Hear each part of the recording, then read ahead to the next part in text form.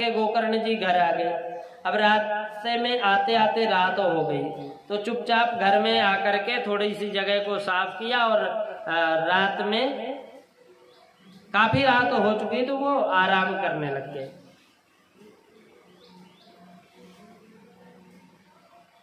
अब रात्रि में अचानक एक भेड़ का बच्चा दिखाई पड़ा घर में। उसे ध्यान से देखते ही रहे कि अचानक वही भेड़ का बच्चा हाथी बन गया, फिर वही भैंसा बन गया, फिर वो मानव बन गया, फिर जोर जोर से रोने लग गया। तो गोकर्ण जी महाराज सावधान होकर पूछा कि कस्त्वम, कौन हो भाई? लेकिन वह जोर जोर से रोता रहा पर बोलता नहीं। संज्ञा मात्रम चकारम, केवल इशारा करता है, बोल नहीं पाता। तो गोकर्ण जी ने तुरंत हाथ में जल लेकर के अभिमंत्रित किया और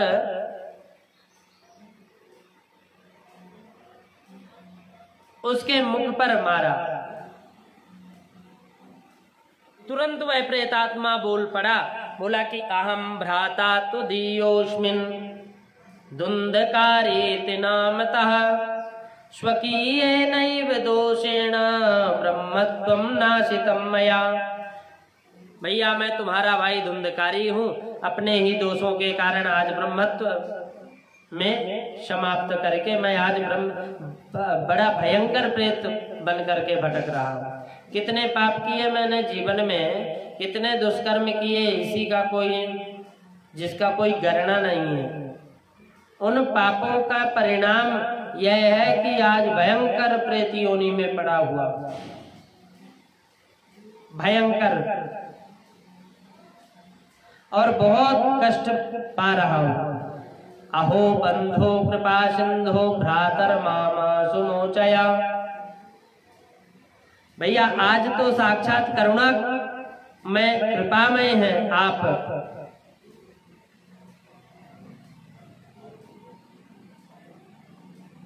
मुझ पर दया करो, मुझ पर अनुग्रह करो, मुझे इस संसार के भयंकर पीड़ा से मुक्त करो।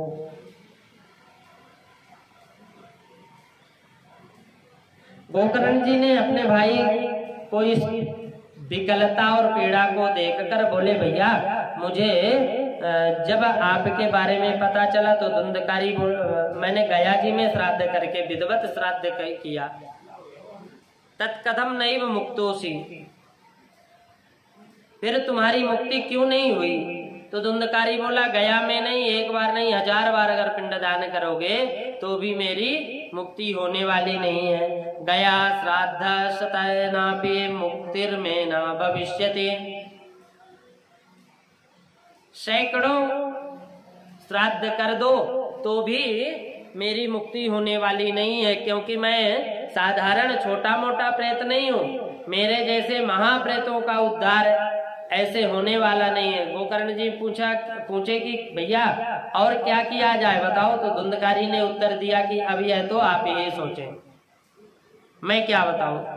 गोकर्ण जी बोले, हम तुम्हारा कल्याण अवश्य करेंगे, सुनिश्चित रूप से करेंगे, पर अभी इस समय तुम चले जाओ। आश्वासन प्राप्त करके धुंधकारी अदृश्य हो गया। रात भर चिंता के मारे श्री गोकर्ण जी महाराज बैठे, नींद नहीं आई। प्रातः काल उठते ही ब्राह्मणों को बुला करके परामर्श लिया। जब कोई परामर्श में निर्णय नहीं आया तो श्री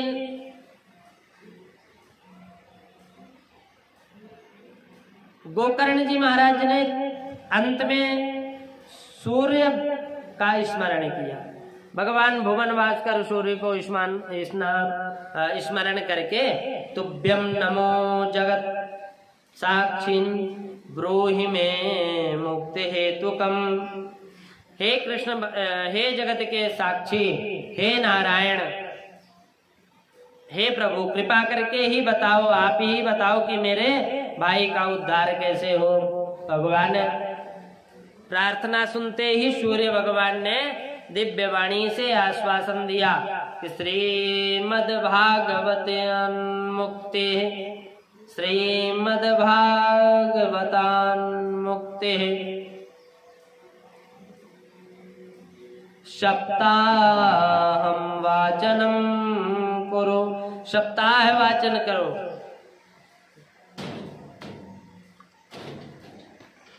प्रिय गोकर्ण जी,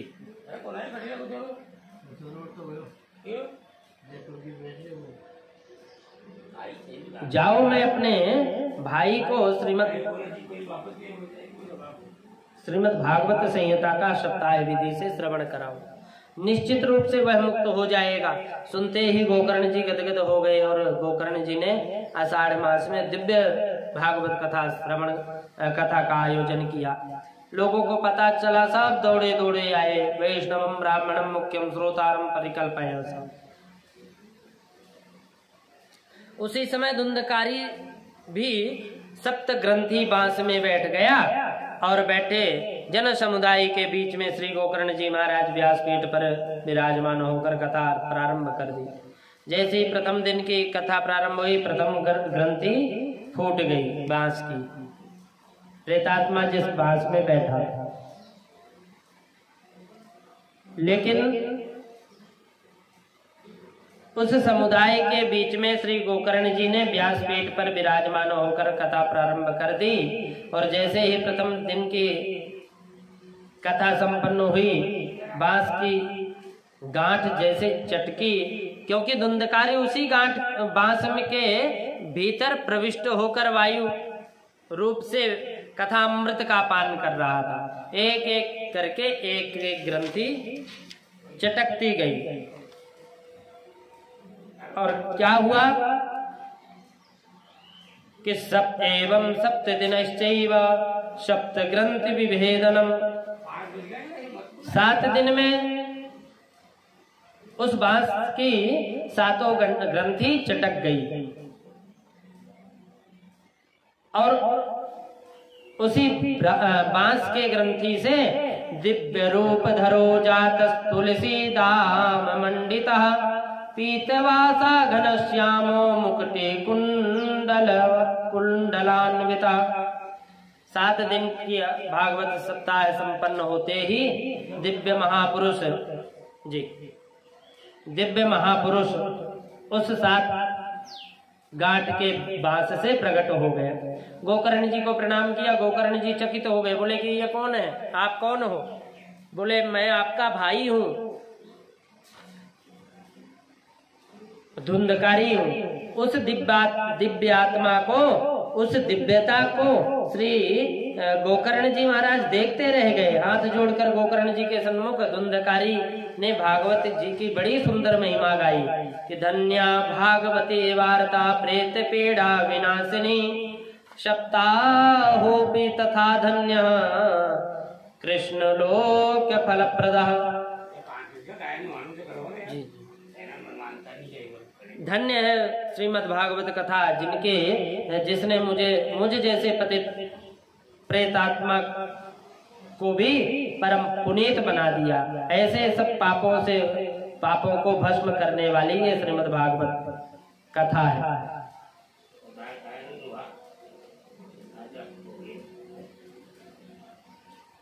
बुदबुदा इव तोयेसु मस्का इव जंतुसु। जैसे पानी में बुलबुला पैदा हुआ, फूट गया, मच्छर हुए, मर गए, ऐसे आप मानव शरीर पाकर के खाने पीने सोने में ही समय समाप्त करके चले गए, तो उन जानवरों में और हम में क्या अंतर है? भगवान की मंगलमयी कथा संसार के समस्त प्रकार के पापों को प्रक्षालन करने में समर्थ है।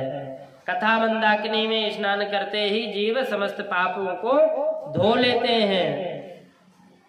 सारे संसार का कीचड़ धुल जाता है। भयंकर गर्मी पड़ रही हो, संसार कर दमाले प्रक्षालन पटीयसी। लंबी यात्रा करके पसीने से आप आए हो, लथपथ हो रहा है पूरा शरीर, धूल मिट्टी से पूरा शरीर, आपके शरीर में धूल मिट्टी लगी हो, लेकिन गंगा मैया में जैसे ही गोता लगाओगे सारी गर्मी गायब हो जाएगी, धूल मिट्टी सारी हट जाएगी और देह चमचमाने लगेगी। उसी प्रकार जीव का ताप और मैल दोनों ही भगवती ज्ञान गंगा में गोता लगाने से धुल जाते हैं। धुंधकारी जी ने भागवत महिमा गा ही रहे थे, इतने में एक दिव्य अलौकिक दिव्य विमान आकाश से प्रकट हुआ और विमान से भगवान के दिव्य पार्षद नीचे उतरकर धुंधकारी को भगवत धाम जाने के लिए आए। तो धुंधकारी सबको प्रणाम करके विमान में बैठ गया। तो गोकर्ण जी ने भगवत पार्षदों से पूछा कि अत्रैव बहवः सन्ति श्रोतारो मम निर्मला आनि तानि विमानानि न तेषां युगपत् कुतः।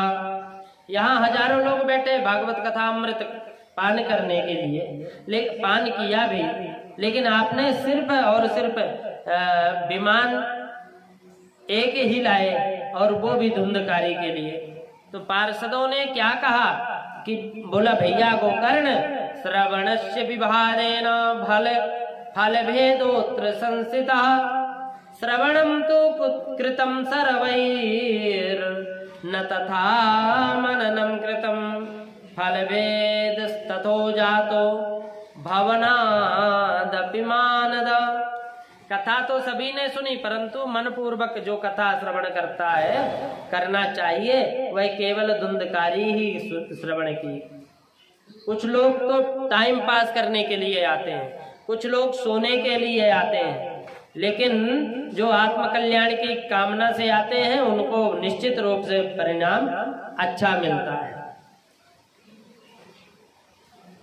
सब पार्षद विमान को लेकर के धुंधकारी के पास चले गए।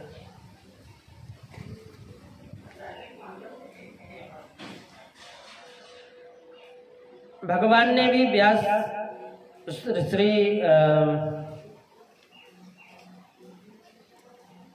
गोकर्ण जी महाराज को भगवान ने स्वयं आकर के हृदय से लगाए। जैसे अयोध्या वासिनः पूर्वम यथा रामेण संगता तथा कृष्णेन ते गीता लोकम गोलोकम योगी दुर्लभम। जैसे श्री रामचंद्र प्रभु के समस्त अवधपुर वासियों अपने परम धाम को प्रस्थान किए थे, ऐसे ही आज गोकर्ण जी महाराज के साथ श्रोता समुदाय भगवान के परम पद को प्राप्त हुए। शनकादि कहते हैं, अब बताइए नारद जी, आप कह रहे थे कि कैसे कैसे पापी तरते हैं, के विशुद्ध्यन्ते मदन्तु मह्यो। तो बताओ, धुंधकारी जैसा प्रथम श्रेणी का महापापी प्रेत योनि में भटक रहा है और वो भी मुक्ति प्राप्त कर लिया।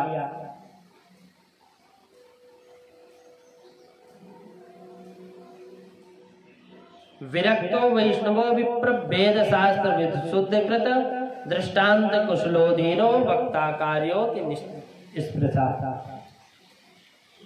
अच्छे कथाकारों को बुला करके फिर कथा श्रवण करना चाहिए।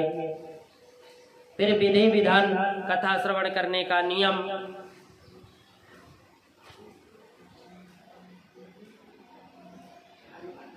श्री सनकादिक मुनि सबका अनुमोदन कर रहे हैं, कहाँ ही सुने ही अनुमोदन करें।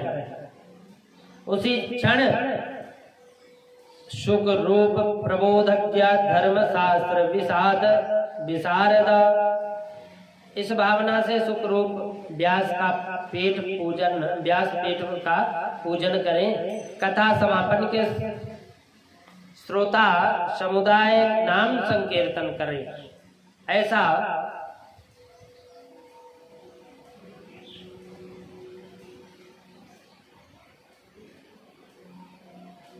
कीर्तन करें। जी आगे बस। अब जब नाम संकीर्तन की बात चली तो नारद जी ने अपनी वीणा को संभाल लिया। श्रोता समुदाय बैठे हुए भक्तजन थे, वे सब अपनी अपने योग्यता अनुसार संकीर्तन में भाग लेने लगे और महाराज ताली बजाने लगे।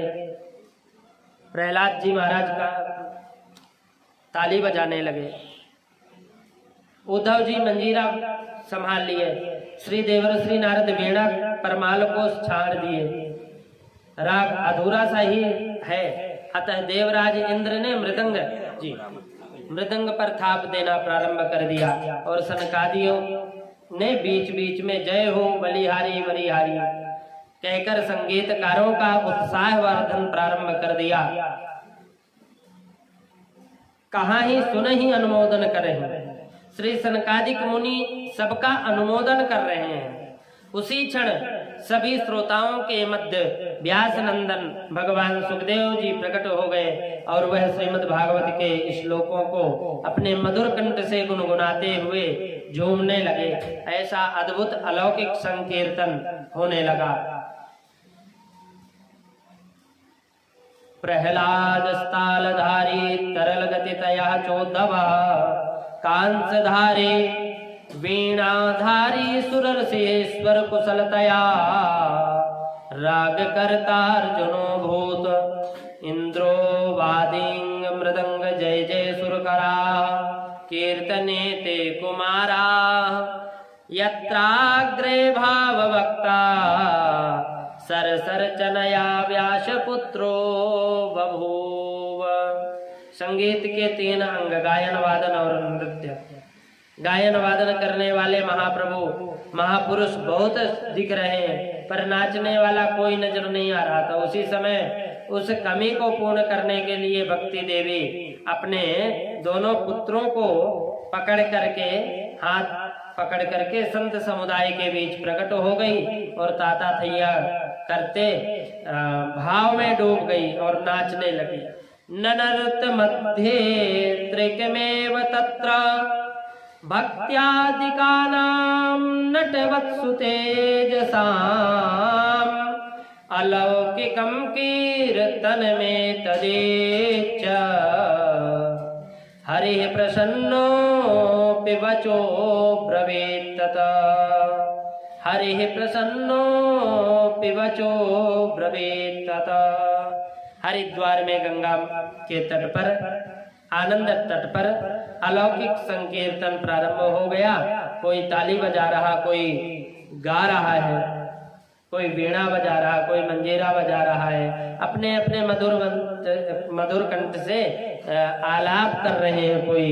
कोई मृदंग पर थाप दे रहे हैं। समस्त श्रोता समुदाय, संत समुदाय, भक्त समुदाय झूम झूम कर नाम संकीर्तन करके नाच रहे हैं, गा रहे हैं। और प्रथम दिवस कि श्रीमद् भागवत महापुराण का जो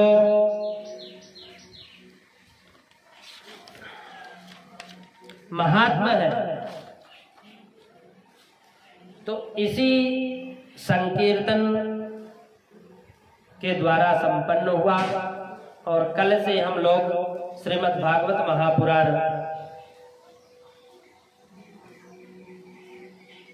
का श्रवण करेंगे। श्री सीताराम जी महाराज की जय। श्री सद्गुरुदेव भगवान की जय। गौ माता की जय। गंगा मैया की जय। गायत्री मैया की जय। श्रीमद् भागवत महापुराण की जय। सर्व सिद्धि हनुमान जी महाराज की जय। श्री सद्गुरुदेव भगवान की जय। श्री देवरहा बाबा की जय। सत्य सनातन धर्म की जय। भक्त और भगवान की जय। हर हर महादेव।